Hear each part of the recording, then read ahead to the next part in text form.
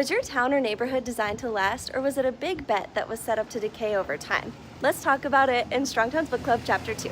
Incremental growth is another one of those concepts that changes how you see places. Most downtowns in America started with little structures like shacks in a row that grew to buildings like this and what you might see if you walk around a historic downtown today.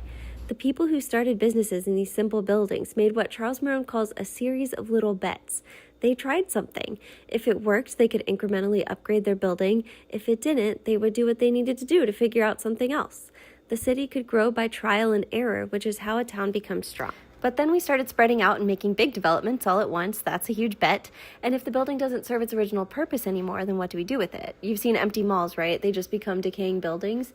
If we had endless resources, this wouldn't be as big of a problem, but the whole town has to pay for it when a huge project doesn't work out in the long term and it can't be adapted for another purpose. Like in neighborhoods that were all built at once. Because of zoning regulations, you can't put anything here except for single-family homes. So these homes can't be turned into restaurants or shops or start housing multiple families. The buildings are only allowed one use. And if people can't afford that use anymore, the neighborhood is too restricted to be able to evolve to meet the needs of the community. So places like this tend to decline and be a drain on resources. By contrast, when you're looking for areas that were built incrementally, one clue that can help is when you see eclectic architecture, showing that the area has been built by many local hands in small steps rather than all at once.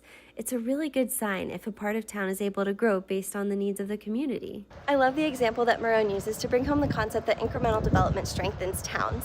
Think about a dinner party where no one brings anything and almost every guest consumes more food and beverages than what they themselves brought.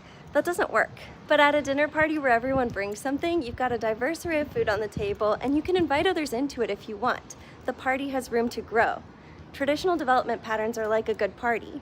So this week I encourage you to talk with a friend about how the area around you was developed. Was it tiny bets that built something really strong over time, or was it big bets? I'd love to hear your answers in the comments, and I'll see you next week.